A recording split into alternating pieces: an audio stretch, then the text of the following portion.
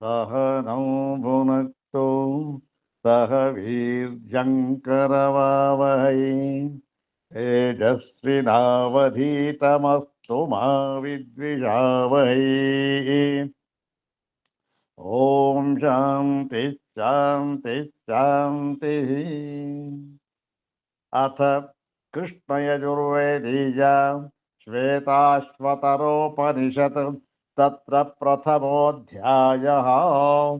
ಕೃಷ್ಣ ಯಜುರ್ವೇದದ ಶ್ವೇತಾಶ್ವತರೋಪನಿಷತ್ತಿನಲ್ಲಿ ಮೊದಲನೆಯ ಅಧ್ಯಾಯ, ಅದರಲ್ಲಿ ಪೀಠಿಕಾ ಭಾಗ ಉಪೋದ್ಘಾತವನ್ನು ನಾವು ವಿಚಾರ ಮಾಡ್ತಾ ಇದ್ದೇವೆ. ಅದರಲ್ಲಿ ಯಾವ ವಿಚಾರ ಅಂದರೆ, ಈ ಒಂದು ಬ್ರಹ್ಮಜ್ಞಾನಿಯಾದವನಿಗೆ ಈ ಕರ್ಮಗಳು ಅಂತಂತ ಏನಿದೆ, ಕುರುವನ್ನೇವೇ ಕರ್ಮಾಣಿ ಇದೆಯಲ್ಲ, ಅದು ಯಾವುದು ಅವನಿಗೆ ಸಂಬಂಧಪಟ್ಟಿದ್ದಲ್ಲ, ಅವನಿಗೆ ಹೇಳಿದ್ದಲ್ಲ ಇದು ಅಂತ ಹೇಳಿ, ಇದು ಯಾರು ಅಭ್ಯುದಯ ಫಲವನ್ನು ಬಯಸ್ತಾ ಇರ್ತಾರೋ ಅವರಿಗೆ ಹೇಳಿದ ಮಾತು ಇದು. ಬೇರೆ ಲೋಕಗಳು, ಲೋಕಾಂತರಗಳು, ಸ್ವರ್ಗ ಸುಖ ಇವೆಲ್ಲ ಅವ್ರಿಗಾಗಿ ಹೇಳಿದ ಮಾತು, ಇವರಿಗೆ ಜ್ಞಾನಿಗೆ ಅನ್ವಯಿಸೋದಿಲ್ಲ. ಹಾಗಾಗಿ ಇದು ಅವನದಲ್ಲ, ಮತ್ತು ಅವನು ಏನೇ ಕರ್ಮ ಮಾಡಿದ್ರೂ ಕೂಡ ಅವನಿಗೆ ಅದರ ಲೇಪದ ಲವಲೇಶವೂ ಇರುವುದಿಲ್ಲ. ಯಾಕೆ? ಅವನಿಗೆ ಆ ಜೀವತ್ವ ಅಂತನ್ನೋದನ್ನೇ ಕಳ್ಕೊಂಡಿರ್ತಾನ ಅವನು. ಯಾವುದೇ ಕರ್ಮದ ಅಂಟು ಲೇಪ ಆಗಬೇಕಾದ್ರೆ ಜೀವನಿಗೆ ಆಗಬೇಕೇ ಹೊರತು ಇನ್ಯಾರಿಗೂ ಅಲ್ಲ. ಆ ಜೀವತ್ವವನ್ನೇ ಕಳೆದುಕೊಂಡು ಬಿಟ್ಟಿರ್ತಾನೆ ಜ್ಞಾನಿ. ಆದ್ದರಿಂದ ಅವನಿಗೆ ಯಾವ ಲೇಪವೂ ಇಲ್ಲ ಅಂತ ಹೇಳಿ ಅದಕ್ಕೆ ಬೇಕಾದಷ್ಟು ಶ್ರುತಿ ಸ್ಮೃತಿ ಪುರಾಣ ವಾಕ್ಯಗಳನ್ನ ಕೊಟ್ಟಿದ್ರು. ಈಗ ಹೇಳ್ತಾರೆ ನೋಡಿ, ಈ ಬ್ರಹ್ಮಜ್ಞಾನವು ತನ್ನ ಫಲವನ್ನು ಕೊಡುವುದಕ್ಕೆ ಬೇರೆ ಯಾವುದನ್ನೂ ಅಪೇಕ್ಷಿಸುವುದಿಲ್ಲ ಅಂತಕ್ಕಂಥದ್ದು ಇಲ್ಲಿ ಹೇಳ್ಕೊಂಡ್ಬಂದ್ರು. ಈ ಪ್ರಮಾಣ ವಾಕ್ಯವನ್ನು ಕೊಟ್ಟರು. ಈಗ ಇದನ್ನ ಸಮರ್ಥನೆ ಮಾಡುವುದಕ್ಕೋಸ್ಕರ ಈಗ ಸೂತ್ರದಲ್ಲಿರತಕ್ಕಂಥ ವೇದಾಂತ ಸೂತ್ರಗಳಲ್ಲಿರತಕ್ಕಂತಹ ಸೂತ್ರಗಳನ್ನೇ ಉದ್ಧಾರ ಮಾಡಿ ಹೇಳ್ತಾ ಇದ್ದಾರೆ. ಎಲ್ಲಿ ಈ ಉಪನಿಷದ್ ವಾಕ್ಯ ಆಯಿತು, ಸ್ಮೃತಿ ವಾಕ್ಯ ಆಯಿತು, ಪುರಾಣ ವಾಕ್ಯ ಆಯಿತು, ಈಗ ಸೂತ್ರಗಳನ್ನೇ ತೆಗೆದು ವಿಚಾರ ಮಾಡ್ತಾ ಇದ್ದಾರೆ. ಯಾವ ಸೂತ್ರ ಅಂತಕ್ಕಂಥದ್ದನ್ನ ಈಗ ನೋಡೋಣ. ಒಂದು ನಿಮಿಷ. ತಥಾಚ ಸೂತ್ರಕಾರ, ಇದೇ ಅಭಿಪ್ರಾಯವನ್ನ ಸೂತ್ರಕಾರರು ಕೂಡ ಕೊಟ್ಟಿದ್ದಾರೆ, ಇದನ್ನೇ ಹೇಳಿದ್ದಾರೆ ಅಂಥೇಳಿ. ಎಲ್ಲಿ ಅಂಥೇಳಿ, ಪುರುಷಾರ್ಥೋತ ಶಬ್ದಾದಿತಿ ಬಾದರಾಯಣ ಅಂತಕ್ಕಂಥದ್ದು 3ನೇ ಅಧ್ಯಾಯ 4ನೇ ಪಾದ್ಯ ಮೊದಲನೆಯ ಸೂತ್ರ. ಪುರುಷಾರ್ಥೋತ ಶಬ್ದಾದಿತಿ ಬಾದರಾಯಣ. ಇದು ಇಲ್ಲಿ ಅದರ ಒಂದು ಪದಚ್ಛೇದ, ಅದು ಭಾಷ್ಯ ಭಾಗ ಅದು ನೋಡೋದು ಬೇಡ. ಇಲ್ಲಿ ಇವರು ಏನು ಹೇಳಿದ್ದಾರೆ ಅಷ್ಟು ಮಾತ್ರವನ್ನು ನೋಡೋಣ. ಮತ್ತೆ ಅದರಲ್ಲಿ ಆ ಒಂದು ಭಾಷ್ಯದಲ್ಲಿ ಏನು ವಿವಕ್ಷಿತಾಂಶ ಏನಿದೆ ಅಷ್ಟು ಮಾತ್ರ ನೋಡೋಣ. ಅಲ್ಲಿ ಆ ಸೂತ್ರದಲ್ಲಿ ಭಗವತ್ಪಾದ ಶಂಕರ ಏನು ಹೇಳಿದ್ದಾರೆ ಅಂತಂದ್ರೆ ನೋಡಿ, ವೇದಾಂತ ವಿಹಿತಾತ್ ಆತ್ಮಜ್ಞಾನಾತ್ ಸ್ವತಂತ್ರಾದೇವ ಪುರುಷಾರ್ಥ ಸಿದ್ಧಿ. ಅಂದ್ರೇನು? ಈ ಒಂದು ಶಾಸ್ತ್ರ ವಿಧಿರತಕ್ಕಂಥ ವೇದಾಂತಾರ್ಥ ಜ್ಞಾನ ಆದರೆ ಅದು ಸ್ವತಂತ್ರವಾಗಿಯೇ, ಅಂದ್ರೆ ಬೇರೆ ಯಾವುದನ್ನೂ ಅಪೇಕ್ಷಿಸದೆ, ಕರ್ಮವನ್ನಲ್ಲ, ಪ್ರಸಂಖ್ಯಾನವನ್ನಲ್ಲ, ಧ್ಯಾನವನ್ನಲ್ಲ, ನೀವು ಯಾವುದನ್ನೂ ಅಲ್ಲ, ಯಾವುದನ್ನು ಅಪೇಕ್ಷಿಸದೆ ನೇರವಾಗಿ ತಾನೇ ತಾನಾಗಿ ಆ ಆತ್ಮಜ್ಞಾನದ ಫಲ ಅಂತಕ್ಕಂಥ ಪುರುಷಾರ್ಥವನ್ನ ಕೊಡುವುದಕ್ಕೆ ಸಮರ್ಥವಾಗಿದೆ ಆತ್ಮಜ್ಞಾನ, ಬೇರೆ ಯಾವುದನ್ನು ಬಯಸುವುದಿಲ್ಲ ಅಂತ ಅಲ್ಲಿಯೂ ಕೂಡ ಹೇಳಿದ್ದಾರೆ ಭಾಷ್ಯಕಾರರು. ಇಲ್ಲಿಯೂ ಕೂಡ ಅದನ್ನೇ ಹೇಳ್ತಾ ಇದ್ದಾರೆ. ಏನಂತ ನೋಡಿ, ಪುರುಷಾರ್ಥೋತ ಶಬ್ದಾದಿತಿ ಬಾದರಾಯಣ ಅಂತ ಹೇಳ್ಬಿಟ್ಟು, ಇತಿ ಜ್ಞಾನಸ್ಯೈವ ಪರಮ ಪುರುಷಾರ್ಥ ಹೇತುತ್ವಂ ಅಭಿಧಾಯ. ಇಲ್ಲಿ ಜ್ಞಾನಕ್ಕೆ ಪರಮ ಪುರುಷಾರ್ಥ ಹೇತು, ಜ್ಞಾನಕ್ಕೆ ಕಾರಣವನ್ನು ಹೇಳಿದ್ದಾರೆ, ಕಾರಣತ್ವವನ್ನು ಕೊಟ್ಟಿದ್ದಾರೆ. ಅಂದ್ರೇನು? ಪರಮ ಪುರುಷಾರ್ಥವಾದ ಕೈವಲ್ಯಕ್ಕೆ ಕಾರಣ ಯಾವುದು, ಸಾಧನ ಯಾವುದು ಅಂತಂದ್ರೆ ಜ್ಞಾನ ಅಂತ ಹೇಳಿ ಜ್ಞಾನಸ್ಯೈವ ಪರಮ ಪುರುಷಾರ್ಥ ಹೇತುತ್ವಂ ಅವಿದಾಯ, ಅದೇ ಕಾರಣವಾಗಿದೆ ಅಂತ ಹೇಳಿ ಮುಂದೆ ಅದು ಒಂದು ಪೂರ್ವ ಪಕ್ಷವನ್ನು ಹಾಕಿದ್ರಲ್ಲಿ ನೋಡಿ, ಶೇಷತ್ವಾತ್ ಪುರುಷಾರ್ಥವಾದೋ ಯಥ ಅನ್ವೇಷಿತು ಜೈಮಿನಿಹಿ ಅಂತ ಸೂತ್ರ, ಅದು ಪೂರ್ತ ಸೂತ್ರ, ಅಲ್ಲಿ ಮುಂದಿನ ಸೂತ್ರ. ಅದರಲ್ಲಿ ಏನು, ಅದರಲ್ಲಿ ಒಂದು ಆಕ್ಷೇಪಣೆ ಹಾಕಿದ್ದಾರೆ. ಕರ್ಮ ಅಪೇಕ್ಷಿತ ಕರ್ತೃ ಪ್ರತಿಪಾದಕತ್ವೇನ ವಿದ್ಯಾಯಾ ಕರ್ಮಶೇಷತ್ವಂ ಆಶಂಕ್ಯ. ಇಲ್ಲಿ ಕರ್ಮಾಪೇಕ್ಷಿತ ಕರ್ತೃ ಪ್ರತಿಪಾದಕತ್ವೇನ, ಇಲ್ಲಿ ಕರ್ತೃ ಇದ್ದಾನೆ, ಅವನೇನು ಕರ್ಮವನ್ನ ಅಪೇಕ್ಷೆ ಮಾಡ್ತಾನೆ, ಕರ್ಮವನ್ನ ಅಪೇಕ್ಷೆ ಮಾಡುತ್ತೆ. ಅದು ಯಾವುದು ಅತ್ಗನೆ ವಿದ್ಯಾಯಾ, ವಿದ್ಯೆಗೆ ಏನ್ ಬೇಕು, ಕರ್ತೃ ಬೇಕು, ಕರ್ಮ ಬೇಕು, ಪ್ರತಿಯೊಂದು ಬೇಕು. ಹೀಗಾಗಿ ಏನಾಗಿದೆ, ಯಾವಾಗ ಕರ್ತೃ ಅಂತ ಇದ್ದಾನೋ ಅವನು ಕರ್ಮ ಮಾಡೇ ಮಾಡ್ತಾನೆ. ಹಾಗಾಗಿ ಕರ್ಮವಾಗಲೇಬೇಕು.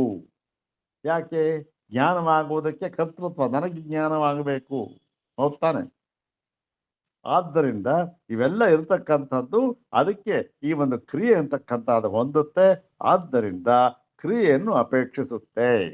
ಕರ್ಮಶೇಷತ್ವಂ ಕ್ರಿಯಾಶೇಷತ್ವಂ, ಕ್ರಿಯಾಶೇಷವನ್ನ ಆಶಂಕ್ಯ, ಅದನ್ನ ಪೂರ್ವಪಕ್ಷವನ್ನಾಗಿ ಮಾಡಿ ಅಲ್ಲೇ ಸೂತ್ರಕಾರರು ಅದರ ಮುಂದಿನ ಸೂತ್ರದಲ್ಲಿ ಅಧಿಕೋಪದೇಶಾತ್ ಬಾದರಾಯಣ ಶೈವಂ ತದ್ದರ್ಶನಾತ್ ಅಂತ ಹೇಳಿ ಆ ಸೂತ್ರ ಮಾಡಿದ್ದಾರೆ.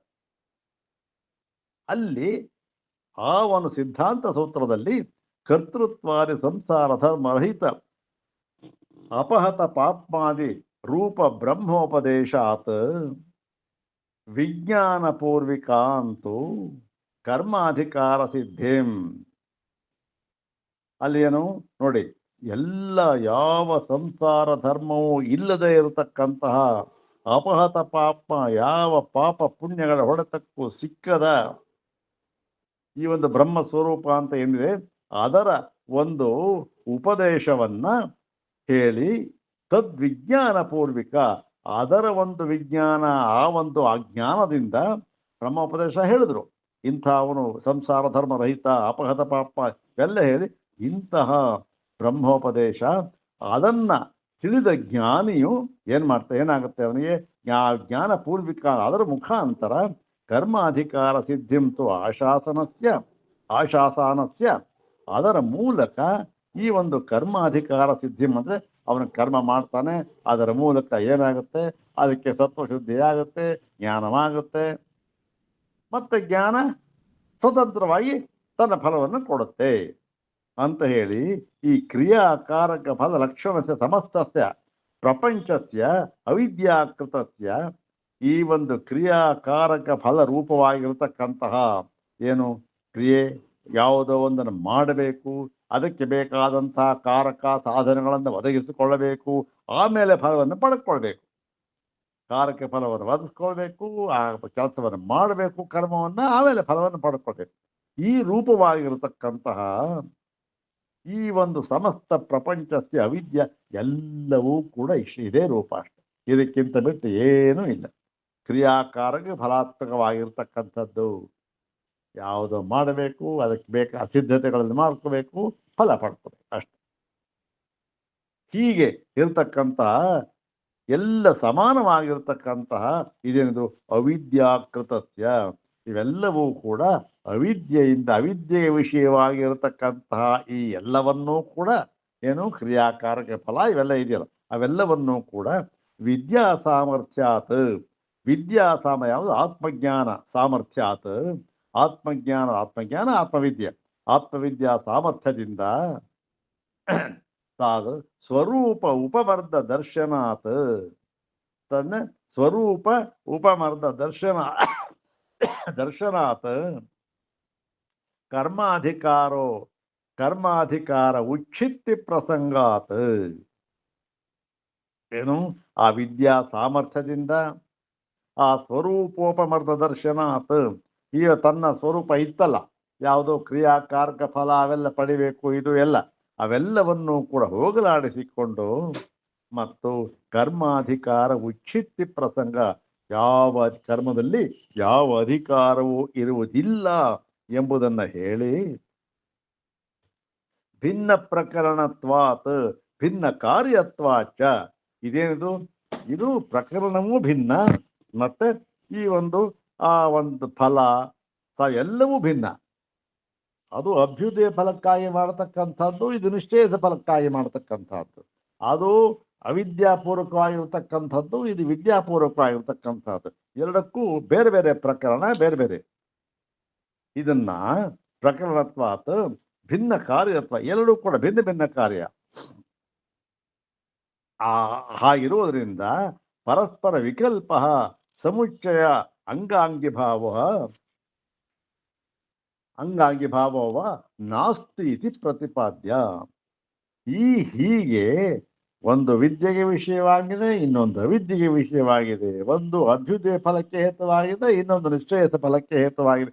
ಹೀಗೆ ವಿರುದ್ಧವಾಗಿರುವುದರಿಂದ, ಪರಸ್ಪರ ವಿಕಲ್ಪದಿಂದ ಕೂಡಿರುವುದರಿಂದ ಸಮುಚ್ಚಯ ಅಂಗಾಂಗಿ ಭಾವೋ, ಓಹೋ ಕರ್ಮ ಈ ಜ್ಞಾನಕ್ಕೆ ಅಂಗವಾಗಿ ಇದೆ ಅಂತಾಗಲಿ, ಅಥವಾ ಈ ಜ್ಞಾನವಾಗಬೇಕಾದರೆ ಕರ್ಮವನ್ನು ಮಾಡಬೇಕು ಅಂತಾಗಲಿ, ಈ ಅಂಗಾಂಗಿ ಭಾವ ಅಂತಕ್ಕಂಥದ್ದು ಎಳ್ಳಷ್ಟು ನಾಸ್ತಿ ಇತಿ ಪ್ರತಿಪಾದ್ಯ, ಎಳ್ಳಷ್ಟು ಇಲ್ಲ ಎಂಬುದಾಗಿ ಹೇಳಿ ಅದು ಮುಂದೆ ಏನ್ ಮಾಡ್ತಾರೆ, ಆ ಅಂದಿನ ಸೂತ್ರದಲ್ಲಿ ಅತ ಏವಚಾಗ್ನಿಂಧನಾದ್ಯನಪೇಕ್ಷಾ, ಅದರ ಮುಂದಿನ ಸೂತ್ರ ಅದು ಇತಿ ವಿದ್ಯಾಯಾಹ ಏವ ಪರಮ ಪುರುಷಾರ್ಥ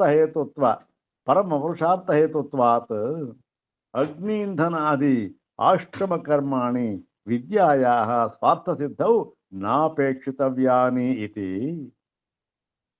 ಆ ಸೂತ್ರದಲ್ಲಿ ಅತ ಏವಚಾಗ್ನಿಂಧನಾದ್ಯನಪೇಕ್ಷಾ ಅಂತಕ್ಕಂಥ ಸೂತ್ರದಲ್ಲಿ ಏನಿದೆ, ಇತಿ ವಿದ್ಯಾಯಾಹ ಏವ, ವಿದ್ಯಾಯಾಹ ಅಂತಕ್ಕಂಥದ್ದು ಪಂಚವಿಭಕ್ತಿ ಏಕವಚನ. ಅಂದ್ರೆ ವಿದ್ಯೆಯ ದೆಸೆಯಿಂದಲೇ ಪರಮ ಪುರುಷಾರ್ಥ ಹೇತುತ್ವ, ಅದೇ ಪರಮ ಪುರುಷಾರ್ಥಕ್ಕೆ ಕಾರಣವಾಗಿರ್ತಕ್ಕಂಥದ್ದು ವಿದ್ಯೆ ಒಂದೇ. ಮತ್ತು ಹಾಗಾದ ಮೇಲೆ ಅಗ್ನಿ ಇಂಧನಾದಿ ಆಶ್ರಮ ಕರ್ಮಾಣಿ, ಅಗ್ನಿ ಮತ್ತೆ ಇಂಧನ ಇವೆಲ್ಲ, ಅಗ್ನಿ ಇಂಧನ ಎಲ್ಲ ಯಾರ ಕೆಲಸ? ಅದು ಅಗ್ನಿ ಅಂದ್ರೆ ಇದು ಪ್ರತಿಷ್ಠಾಪನೆ ಮಾಡಿರ್ತಾನಲ್ಲ, ಆಹಿತಾಗ್ನಿ, ಅಗ್ನಿಯನ್ನು ಪ್ರತಿಷ್ಠಾಪನೆ ಮಾಡಿರ್ತಾನಲ್ಲ, ಗೃಹಸ್ಥ ಧರ್ಮ ಗಾರ್ಹಸ್ಥ್ಯ ಧರ್ಮವನ್ನು ಸ್ವೀಕಾರ ಮಾಡುವಾಗ ಪ್ರತಿಷ್ಠಾಪನೆ ಮಾಡಿಕೊಂಡಿದ್ದ. ದಕ್ಷಿಣಾಗ್ನಿ ಗಾರ್ಹಪತ್ಯ ಆಹವನೀಯ.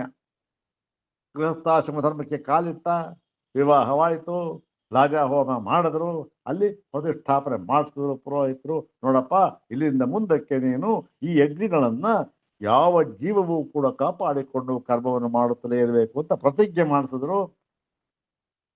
ಅದಕ್ಕೆ ಅವಳು ಕೂಡ ಸಾಕ್ಷಿಯಾಗಿರ್ತಾಳೆ, ನೋಡು ನಿನ್ನ ಧರ್ಮಪತ್ನಿ, ಅವಳ ಜೊತೆ ಕೂಡಿ ಹೇಳಿ ಎಲ್ಲ ಬಿಟ್ರು. ಅದು ಅವನ ಕೆಲಸ, ಅಗ್ನಿ ಇಂಧನ ಅವೆಲ್ಲ ಅಲ್ಲಿಂದ ಕಾಪಾಡ್ಕೊಂಬಂಟ. ಅದಕ್ಕೆ ಇಂಧನ ಹಾಕೋದು, ಅಗ್ನಿ ಕಾಪಾಡ್ಕೊ, ಇದು ಗೃಹಸ್ಥ ಧರ್ಮ. ಇದರಿಂದ ನೋಡಿ, ಇದು ಎಲ್ಲಷ್ಟೂ ಕೂಡ ಅಪೇಕ್ಷಿತವಲ್ಲ. ಯಾವಾಗ? ಇಲ್ಲಿ ಈ ಪ್ರಕರಣದಲ್ಲಿ, ವಿದ್ಯಾ ಪ್ರಕರಣದಲ್ಲಿ ಅಪೇಕ್ಷಿತವ್ಯಾನ ಇತಿ ಪೂರ್ವೋಕ್ತಸ್ಯ ಅಧಿಕರಣಸ್ಯ ಫಲಂ ಉಪಸಂಹೃತ್ಯ. ಪೂರ್ವೋಕ್ತ ಹಿಂದೆ ಹೇಳಿದ ಅಧಿಕರಣ ಅಂದ್ರೆ ಆ ಪ್ರಸಂಗ, ಅಲ್ಲಿಗೆ ಫಲಂ ಉಪಸಂಹೃತ್ಯ, ಆ ಒಂದು ಫಲವನ್ನು ಉಪಸಂಹಾರ ಮಾಡಿ, ಅತ್ಯಂತಮೇವ ಅನಪೇಕ್ಷಾಯಾಂ ಪ್ರಾಪ್ತಾಯಾಂ, ಓಹೋ ಕರ್ಮಗಳ ಹಂಗು ಅಂತಂತ ಎಲ್ಲಷ್ಟೂ ಇಲ್ಲ ಎಂಬುದಾಗಿ ಪೂರ್ಣವಾದ ಒಂದು ಅನಪೇಕ್ಷೆ ಪ್ರಾಪ್ತವಾಗಲಾಗಿ, ಅದರ ಮುಂದಿನ ಸೂತ್ರದಲ್ಲಿ ಹೇಳಿದ್ರು ಸರ್ವಾಪೇಕ್ಷಾತ ಯಜ್ಞಾದೃಷ್ಟೇರಶ್ರವತ. ಇದನ್ನು ಬೇಕಾದ ಸರಿ ನಾವು ಉದ್ಧಾರ ಮಾಡಿದ್ದೇವೆ. ಇದನ್ನ ಇಲ್ಲಿ ಏನು ಹೇಳಿದ್ದಾರೆ ಆ ಸೂತ್ರದಲ್ಲಿ, ಇತಿಚ ಅತ್ಯಂತಂ ಅನಪೇಕ್ಷ, ಆ ಸೂತ್ರದಲ್ಲಿ ಉತ್ಪನ್ನ ಹಿ ವಿದ್ಯಾ ಫಲಸಿದ್ಧಿಂ ಪ್ರತಿ ನ ಕಿಂಚಿದನ್ಯದಪೇಕ್ಷತೆ.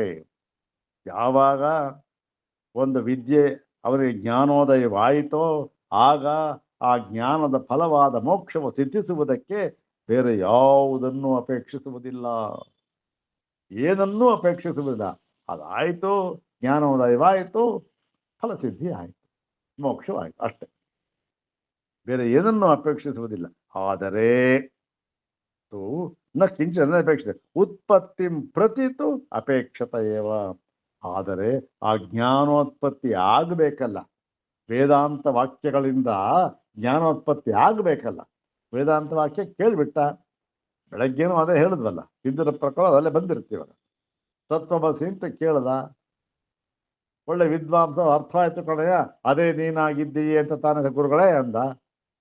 ಹೌದಪ್ಪ ಆದರೂ ಹೋದ, ಇವನಿಗೆ ಏನು ಫಲ ಆಗಲಿಲ್ಲ, ಇವನಿಗೆ ಆಯಿತು. ಆದರೆ ಅದಲ್ಲ, ತತ್ವಮಸಿ ಮುಂತಾದ ವಾಕ್ಯಗಳ ಅವಾಕ್ಯಾರ್ಥವನ್ನ ಏನು ಅಂದರೆ ತತ್ ತ್ವಂ ಅಸಿ ಅಂತಕ್ಕಂಥ ಅದು ತತ್ ಅದು ಅಂದ್ರೆ ಯಾವುದು? ಅದು ಕರ್ಮ. ಹೌದಾನ? ಅದು ಅಂತಕ್ಕ ಅದನ್ನು ಮಾಡಿ ಕರ್ಮ ಅದು. ತ್ವಂ ಅಂದ್ರೆ ನೀನು, ಯಾರು? ಕರ್ತೃ. ಈ ಕರ್ತೃ ಕರ್ಮ ಮತ್ತೆ ಅಸ್ಥಿ ಇರ್ತಕ್ಕಂಥದ್ದು ಕ್ರಿಯೆ. ಈ ಕ್ರಿಯಾಪದ ಯಾವುದೂ ಇಲ್ಲ, ಯಾವ ಇದ್ದೇ ಇರತಕ್ಕಂತಹ ಈ ಇದೆಲ್ಲ ಇದೆಯಲ್ಲ, ಇದು ಫಲಸಿದ್ಧಿಂ ಪ್ರತಿ, ಆ ಒಂದು ಜ್ಞಾನವಾಗುವುದಕ್ಕೆ ಇವೆಲ್ಲ ಬೇಕೇ ಬೇಕು. ಕರ್ತೃತ್ವ ಬೇಕು, ಕರ್ಮ ಮಾಡಬೇಕು, ಏನು ಯಾವುದೋ ಒಂದು ಜ್ಞಾನವಾಗುವುದಕ್ಕೆ, ಮನಸ್ಸು ಅಂತಃಕರಣ ಶುದ್ಧಿ ಆಗುವುದಕ್ಕೆ ಬೇಕಾದಷ್ಟು ಸಾಧನ ಇದೆ, ಅವನ್ನೆಲ್ಲ ಮಾಡಲೇಬೇಕು. ಉತ್ಪತ್ತಿಂ ಪತಿತು ಅಪೇಕ್ಷತ ಏವ. ಮತ್ತು ಅದನ್ನೇ ಹೇಳ್ತಾ ಇದ್ದಾರೆ, ವಿವಿಧಿಶಂತಿ ಯಜ್ಞೇನ ಇತಿ ಶ್ರುತೇ ಇತಿ ವಿವಿಧಿಶಾ ಸಾಧನತ್ವೇನ ಕರ್ಮಣ ಉಪಯೋಗಂ ದರ್ಶಿತವಾನ್. ನೋಡಿ, ಇಲ್ಲಿ ಈ ಪ್ರತಿ ಅಪೇಕ್ಷಿತ ಏವ ಅಂತ ಇದೆಯಲ್ಲ, ಅದು ಹಿಂದಿನ ವಾಕ್ಯ. ಇತಿನ ಅತ್ಯಂತ ಅನಪೇಕ್ಷ ಅಂತಂದ್ರೆ ಅಲ್ಲಿವರೆಗೂ ಒಂದೇ ವಾಕ್ಯ ಮಾಡಿಬಿಟ್ಟು ಬೇರೆ ಬೇರೆ ಸೂತ್ರ ಹೇಳಿದ್ದಾರೆ, ಉದ್ದದ ವಾಕ್ಯ, ಒಂದು ಹೀಗೆ ಮಾಡಿ ಹೀಗೆ ಮಾಡಿ ಹೀಗೆ ಮಾಡಿ ಅಂತ. ಇದು ಸ್ವಲ್ಪ ಭಾಷ್ಯದೊಂದು ಶೈಲಿಗೆ ವಿರುದ್ಧ. ಅಲ್ಲಿ ಯಾವುದು ಇಷ್ಟುದ್ದುದ್ದು ಉದ್ದ ಇಲ್ಲ, ಪದನ ಕಟ್ ಮಾಡಿದ್ದಾರೆ, ಆ ಪದ ಇನ್ನೊಂದು ಪದ ಹಾಕಿದ್ದಾರೆ, ಇದೇ ಅರ್ಥ ಬರುತ್ತೆ. ಬಂದರೆ ಸರಳವಾಗಿ ಅದನ್ನ ಕತ್ತರಿಸಿ ಇನ್ನೊಂದು ಬೇರೊಂದು ಪದ ಮಾಡಿದ್ದಾರೆ, ಬೇರೊಂದು ವಾಕ್ಯ ಮಾಡಿದ್ದಾರೆ. ಹೀಗೆ ಉದ್ದಕ್ಕೂ ಒಂದೇ ವಾಕ್ಯ ಅಂತ ನಮ್ಗೆ ಕಾಣಿಸಿಗೋದು ಕಷ್ಟ ಅಲ್ಲಿ ಇರಲಿ. ಹೀಗೆ ವಿವಿಧಿಶಂತಿ ಯಜ್ಞೇನ, ಇದು ಜ್ಞಾನವಾಗುವುದಕ್ಕೆ ಬೇಕಾದ ಅಂತಃಕರಣ ಶುದ್ಧಿಗಾಗಿ ಈ ಕರ್ಮಗಳನ್ನು ಮಾಡಲೇಬೇಕು ಅಂತಲ್ಲ, ಅದನ್ನೇ ಯಜ್ಞೇನ, ಯಜ್ಞದಿಂದ ವಿವಿಧಿಶಂತಿ ಅಂದ್ರೇನು? ವೇದಿತು ಇಚ್ಛಂತಿ, ತಿಳ್ಕೊಳ್ಳೋದಕ್ಕೆ ಎಷ್ಟು ಇಚ್ಛಿಸುತ್ತಾನೆ ಅಂದರೆ ಈ ಕರ್ಮಗಳನ್ನು ಮಾಡಬೇಕು, ಅದರಿಂದ ಅಂತಃಕರಣ ಶುದ್ಧಿ ಆಗುತ್ತೆ, ಇಚ್ಛಿಸ್ತಾನೆ ಅಂತೂ ಶ್ರುತೇ, ಶ್ರುತಿ ಇದೆಯಲ್ಲ. ಆದ್ದರಿಂದ ವಿವಿಧಿಶ ಸಾಧನತ್ವೇನ ಬ್ರಹ್ಮಜ್ಞಾನವಾಗುವುದಕ್ಕೆ ಸಾಧದ ರೂಪವಾಗಿ ಕರ್ಮಣಾಂ ಉಪಯೋಗಂ ದರ್ಶಿತವಾನ್, ಕರ್ಮದ ಉಪಯೋಗವನ್ನು ಹೇಳಿದ್ದಾರೆ. ಜ್ಞಾನವಾಗುವುದಕ್ಕೆ ಅಂದ್ರೇನು? ಜ್ಞಾನವಾಗುವುದಕ್ಕೆ ಅಂದರೆ ಜ್ಞಾನವು, ಈ ವೇದಾಂತ ವಾಕ್ಯಗಳ ಜ್ಞಾನವು, ಅರ್ಥವು ಯಥಾವತ್ತಾಗಿ ಆಗುವುದಕ್ಕೆ ಬೇಕಾದ ಅಂತಃಕರಣ ಶುದ್ಧಿ ಇದೆಯಲ್ಲ, ಅದಕ್ಕೆ ಅದು ಸಾಧನ ಯಾವುದು ಅಂದರೆ ಕರ್ಮಣಾಂ ಉಪಯೋಗಂ. ಅದಕ್ಕೆ ಕರ್ಮಗಳು ಉಪಯೋಗಕ್ಕೆ ಬರುತ್ತವೆ, ಅದು ಸಾಧನವಾಗುತ್ತವೆ ಎಂಬುದನ್ನ ದರ್ಶಿತವಾನ್, ಅದು ಈ ಸೂತ್ರದಲ್ಲಿ ಹೇಳಿದ್ದಾರೆ. ದರ್ಶಿತವಾನ್ ಭಗವಾನ್ ಬಾದರಾಯಣ ಹೇಳಿದ್ದಾರೆ. ಇವೆಲ್ಲ ಆ ಸೂತ್ರ ಭಾಷೆಯಲ್ಲೇ ವಿಸ್ತಾರ ಬರುತ್ತೆ, ಅದಿನ್ನೂ ಬಂದಿಲ್ಲ ನಮಗೆ, ಇನ್ನು 4ನೇ ಪಾದದಲ್ಲಿ ಬರುತ್ತೆ. ಬಂದಾಗ ಅದನ್ನು ವಿಸ್ತಾರವಾಗಿ ಚರ್ಚೆ ಮಾಡೋಣ. ಇದು ಇಷ್ಟೇ, ಜ್ಞಾನವಾಗುವುದಕ್ಕೆ ಪ್ರಯತ್ನ, ಮತ್ತೆ ಅದಕ್ಕೆ ಕರ್ಮ ಅಂತಕ್ಕಂಥದ್ದು, ಸಾಧನ ಅಂತಕ್ಕಂಥ ಬೇಕೇ ಬೇಕು ಜ್ಞಾನವಾಗುವುದಕ್ಕೆ. ಆದರೆ ಜ್ಞಾನವಾದ ಮೇಲೆ ಅದರ ಫಲವಾಗತಕ್ಕಂಥ ಮೋಕ್ಷವಾಗುವುದಕ್ಕೆ ಯಾವ ಸಾಧನವಾಗಲಿ ಬೇರೊಂದಾಗಲಿ ಏನು ಬೇಕಿಲ್ಲ, ಅಷ್ಟೆ. ಆದರೆ ಜ್ಞಾನವಾಗುವುದಕ್ಕೆ ಬೇಕು, ಅದು ಇದು ವಿವಕ್ಷಿತಾಂಶ ಅಷ್ಟೆ. ಮತ್ತು ತಥಾಚ ನಾವಿಶೇಷಾತ್ ಸುತಯೇನುಮತಿರ್ವ ಇತಿ ಸೂತ್ರದ್ವಯೇನ, ಈ ನಾವಿಶೇಷಾತ್ ಮತ್ತೆ ಸ್ತುತಯೇನುಮತಿರ್ವ ಎಂಬ 2 ಸೂತ್ರಗಳಿಂದ ಕುರ್ವನ್ನೇವ ಇತಿ ಮಂತ್ರಸ್ಯ ಅವಿದ್ವದ್ವಿಷಯತ್ವೇನ, ಈ 2 ಸೂತ್ರಗಳಲ್ಲಿ ಏನು ಹೇಳಿದ್ದಾರೆ ನೋಡಿ. ಈಶಾವಾಸ್ಯದಲ್ಲಿ ಆ ಮಂತ್ರ ತಗೊಂಡು ಕುರ್ವನ್ನೇವೇ ಕರ್ಮಾಣಿ ಅಂತ ಹೇಳಿದ್ದಾರೆ. ಅದು ಯಾರಿಗೆ? ಅವಿದ್ವದ್ ವಿಷಯತ್ವೇನ. ಅವಿದ್ವದ್ ವಿಷಯತ್ವೇನ ಅಂದ್ರೆ ಅದು ಅವಿದ್ವಾಂಸರಿಗೆ ಹೇಳಿದ್ದಾಗಿದೆ, ಅವಿದ್ಯಾವಂತರಿಗೆ ಹೇಳಿದ್ದಾಗಿದೆ ಅಂತ ಅಲ್ಲಿ ಹೇಳಿ, ಅವಿದ್ವದ್ ವಿಷಯತ್ವೇನ ಮತ್ತೆ ವಿದ್ಯಾಸ್ತುತಿತ್ವೇನ, ಇದು ಅವಿದ್ವದ್ ವಿಷಯ, ಇದು ಅವಿದ್ಯಾವಂತರಿಗೆ ಹೇಳಿದ್ದು ಅಂತ ಮುಟ್ಟು ಅಷ್ಟಕ್ಕೆ ಬಿಟ್ಟಿಲ್ಲ. ಆದರೆ ಇದಕ್ಕೆ ಇಷ್ಟೊಂದು ಪ್ರಯೋಜನ ಉಂಟು. ಯಾವುದಕ್ಕೆ? ಈ ಕುರುವನ್ನೇವೇ ಕರ್ಮಾಣಿ ಅಂತ ಇದೆಯಲ್ಲ, ಅದು ಅವಿದ್ಯಾವಂತರ ವಿಷಯವೇ. ಆದರೂ ಕೂಡ ಅದಕ್ಕೆ ಬಹಳ ಮುಖ್ಯವಾದ ಒಂದು ಪ್ರಾಶಸ್ತ್ಯ ಅಂತ ಇದೆ. ಯಾತಕ್ಕೆ ಸ್ತುತಿ, ಅದು ಸ್ತುತಿ ಮಾಡ್ತಾ ಇದ್ದಾರೆ.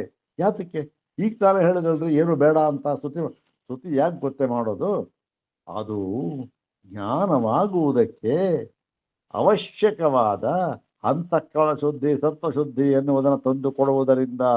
ನೋಡಿ, ಇಂಥದ್ದು ಕಣ್ರಿ, ಜ್ಞಾನವಾಗುವುದಕ್ಕೆ ಬೇಕಾಗಿರತಕ್ಕಂತಹ ಸತ್ವಶುದ್ಧಿ ನೋಡಿ ಈ ಕರ್ಮದಿಂದ ಆಗುತ್ತೆ ಅಂದ್ರೆ ಅದರ ಸ್ತುತಿ ಮಾಡಿದಾಗ ಹೆದ್ರೆ ಹೆಚ್ಚಿಗೆ ಆಗ್ತದೆ. ಹೀಗೆ ಅದು ಅವಿದ್ಯಾವಂತರ ವಿಷಯ ಅಂತ ಹೇಳಿ ಅದನ್ನ ಸ್ತುತಿಯನ್ನು ಕೂಡ ಮಾಡಿದ್ದಾರೆ. ಯಾಕೆ? ಪರೋಕ್ಷವಾಗಿ ಈ ಮೋಕ್ಷಕ್ಕೆ ಸಾಧನವಾಗುವುದರಿಂದ ಅಂತ ಹೇಳಿ. ಅತಃ ಉಕ್ತೇನ ಪ್ರಕಾರೇಣ ಜ್ಞಾನಸ್ಯೈವ ಮೋಕ್ಷ ಸಾಧನತ್ವಾತ್ ಯುಕ್ತ ಪರೋಪನಿಷದ್ ಆರಂಭ. ಆದ್ದರಿಂದ ಇಷ್ಟೆಲ್ಲ ಹೇಳಿದ್ರಲ್ಲ, ಉಕ್ತೇನ ಪ್ರಕಾರಣ ಹಿಂದೆ ಹೇಳಿದ ಪ್ರಕಾರದಿಂದ ಜ್ಞಾನಸ್ಯೈವ, ಜ್ಞಾನ ಒಂದೇ ಮೋಕ್ಷ ಸಾಧನತ್ವಾತ್, ಜ್ಞಾನ ಒಂದೇ ಮೋಕ್ಷಕ್ಕೆ ಸಾಧನ ಎಂದು ಸಿದ್ಧವಾಗಿರುವುದರಿಂದ ಪರೋಪನಿಷದ್ ಆರಂಭ ಯುಕ್ತ. ಏನು, ನಾವು ಮುಂದೆ ಉಪನಿಷತ್ತನ್ನು ವ್ಯಾಖ್ಯಾನ ಮಾಡಬೇಕು ಅಂತ ಹೊರಟಿದ್ದೇವಲ್ಲ, ಅದು ಯುಕ್ತವಾಗಿದೆ. ಯಾಕೆ? ಏನು ವ್ಯರ್ಥವಲ್ಲ, ಅದು ಯುಕ್ತವಾಗಿದೆ ಅಂತ ಹೇಳಿ ಆ ತಮ್ಮ ಒಂದು ಈ ಉಪನಿಷತ್ತು, ಶ್ವೇತಾಶ್ವತರ ಉಪನಿಷತ್ತಿಗೆ ಭಾಷ್ಯವನ್ನು ಬರೆಯೋದಕ್ಕೆ ಹೊರಟಿದ್ದಾರಲ್ಲ, ಅದನ್ನ ಸಮರ್ಥನೆ ಮಾಡಿಕೊಂಡ್ರು ಇಲ್ಲಿ ಭಾಷ್ಯಕಾರರು. ನೋಡಿ, ನಾವು ಇಲ್ಲಿ ಹೊರಟಿರ್ತಕ್ಕಂಥದ್ದು ಈಗ ವ್ಯರ್ಥವಲ್ಲ ಅಥವಾ ಕಾಲಹರಣವೂ ಅಲ್ಲ, ಅತ್ಯಂತ ಮುಖ್ಯವಾದದ್ದು. ಯಾಕೆ? ಇಷ್ಟೆಲ್ಲ ಇದೆ. ಆ ವಿದ್ಯೆಯಿಂದ, ಕೇವಲ ವಿದ್ಯೆಯಿಂದಲೇ ಮೋಕ್ಷ, ಇನ್ಯಾವುದರಿಂದಲೂ ಇಲ್ಲ ಅಂತ ಹೇಳಿ ಆ ವಿದ್ಯಾ ಲಾಭವಾಗಬೇಕಾದರೆ ಏನನ್ನ ಮಾಡಬೇಕು? ವಿದ್ಯಾ ಲಾಭದಿಂದ ಏನು ಪ್ರಯೋಜನ ಆಗುತ್ತೆ ಅಂದ್ರೆ ವಿದ್ಯಾಲಾಭದಿಂದ ಮೋಕ್ಷವಾಗುತ್ತೆ. ಆದರೆ ಆ ವಿದ್ಯಾಲಾಭವಾಗುವುದಕ್ಕೆ ಏನ್ ಬೇಕು ಅಂದ್ರೆ ಕರ್ಮಗಳು ಬೇಕು ಅಂತ ಹೇಳಿ. ನೋಡಿ, ಇಂಥ ಕರ್ಮಕ್ಕೆ ಇಷ್ಟೊಂದು ಶಕ್ತಿ ಇದೆ, ಸತ್ವಶುದ್ಧಿಯನ್ನು ತಂದು ಕೊಡ್ತಕ್ಕಂಥ ಶಕ್ತಿ ಇದೆ ಅಂತ ಹೇಳಿ ಅದನ್ನು ಹೊಗಳಿ. ಹೀಗಿರುವುದರಿಂದ ನಾವು ಇಲ್ಲಿ ವಿವಕ್ಷಿತಾಂಶ ಏನು? ಎರಡನ್ನೂ ಹೇಳ್ತೇವೆ.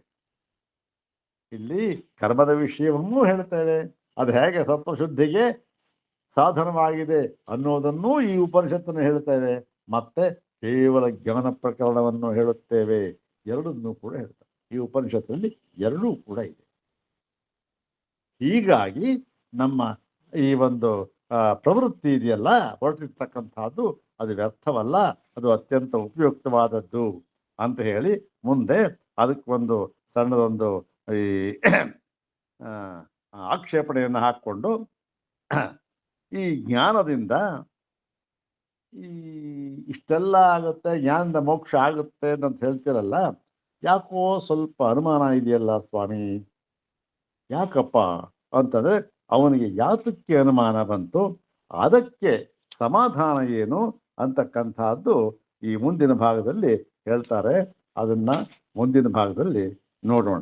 ಇದು ನಾವೆಲ್ಲ ಸಿದ್ಧಾಂತ ಆಗೋಯ್ತು. ಇವಾಗ ಸಿದ್ಧಾಂತ ಆದದ್ದನ್ನ ಎಲ್ಲ ಸರಿ ಸ್ವಾಮಿ ಒಪ್ಪದ್ವಿ, ಆದರೆ ಕೇವಲ ಜ್ಞಾನದಿಂದಲೇ ಮೋಕ್ಷ ಅಂತನ್ನುವುದನ್ನ ನೀವೆಲ್ಲ ಹೇಳಿದ್ರಿ, ಭಾಷ್ಯವಾಕ್ಯ ಎಲ್ಲ ಹೇಳಿದ್ರಿ, ಭಾಷ್ಯವನ್ನು ಹೇಳಿದ್ರಿ, ಸೂತ್ರವನ್ನು ಹೇಳಿದ್ರಿ, ಶ್ರುತಿಸ್ವರೆಲ್ಲ ಆಯ್ತು. ಆದರೂ ಕೂಡ ಕೆಲವು ಕಡೆ ಇದಕ್ಕೆ ವಿರುದ್ಧವಾಗಿ ಹೇಳುವುದು ಕಂಡು ಬರುತ್ತಲ್ಲ ನಮಗೆ, ಅದನ್ನ ಹೇಗೆ ನಾವು ಅರ್ಥ ಮಾಡ್ಕೊಳ್ಬೇಕು?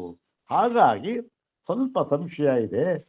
ಏನು ಪೂರ್ತಿಯಾಗಿಯೂ ಕೂಡ ಜ್ಞಾನವೋ ಈ ಮೋಕ್ಷಕ್ಕೆ ಸಾಧನವೋ, ಅಥವಾ ಇದೆಲ್ಲ ಬೆಳಗ್ಗೆ ಬಂದಿತ್ತಲ್ಲ ಅದೇ ಇಲ್ಲೂ ಕೂಡ ಬರ್ತಾ ಇದೆ ಅಷ್ಟೇ. ಅಂದ್ರೆ ಅಲ್ಲಿ ಅಷ್ಟು ವಿಸ್ತಾರವಾಗಿ ಬಂದಿಲ್ಲ. ಇಲ್ಲಿ ಕೇವಲ ಸ್ವಲ್ಪ ಸಂಕ್ಷೇಪವಾಗಿ ಉಪೋದ್ಘಾತ ಇದೆಯಲ್ಲ, ಅದು ಸಂಕ್ಷೇಪವಾಗಿ ಪರಾಮರ್ಶೆ ಮಾಡಿದ್ದಾರೆ ಅಂತ ಹೇಳಿ, ಅದು ಹೇಗೆ ಇಲ್ಲ ಸಂಶಯ ನಿವಾರಣೆ ಮಾಡ್ತಾರೆ ಅಂತ ಅನ್ನೋದನ್ನು ಕೂಡ ಮುಂದೆ ಹೇಳಿದ್ದಾರೆ. ಇದಕ್ಕೂ ಅಷ್ಟೇ ಬೇಕಾದಷ್ಟು ಈ ಉಪನಿಷದ್ ವಾಕ್ಯಗಳು, ಪುರಾಣ ವಾಕ್ಯವನ್ನು ಉದ್ಧಾರ ಮಾಡಿಬಿಟ್ಟಿದ್ದಾರೆ. ಇನ್ನೇನಿಲ್ಲ, ಇದೆ ಬೇಕಾದಷ್ಟು ಪ್ರಮಾಣ ವಾಕ್ಯಗಳು ಯಥೇಚ್ಛವಾಗಿ ಉದ್ಧಾರ ಮಾಡ್ತಾರೆ. ಅದನ್ನ ಈ ಮುಂದಿನ ಭಾಗದಲ್ಲಿ ಆಕ್ಷೇಪಣೆ, ಅದಕ್ಕೆ ಸಮಾಧಾನ ಏನು ಹೇಳ್ತಾರೆ ಅಂತ ಅನ್ನೋದನ್ನ ನೋಡೋಣ. ಓಂ ಶಾಂತಿ ಶಾಂತಿ ಶಾಂತಿ. ಓಂ ತತ್ಸತ್.